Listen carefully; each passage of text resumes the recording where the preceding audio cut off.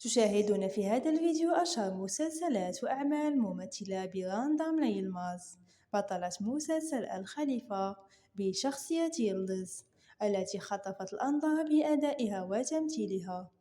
من أشهر أعمالها مسلسل الأزهار الحزينة الذي عُرض عام 2015 ولعبت دور أيلول. في سنة 2019 مثلت في مسلسل قلبي بدور جيلان. وفي سنة 2020 مثلت في مسلسل أسد بدور نهير.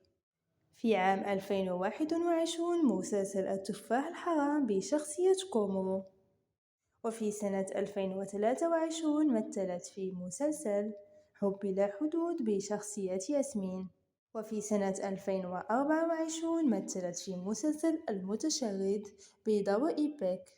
وآخر أعمالها مسلسل الخليفة الذي يعرض حاليا بشخصية يلدز، المسلسل الذي يحقق نجاحات كبيرة ونسب مشاهدة عالية.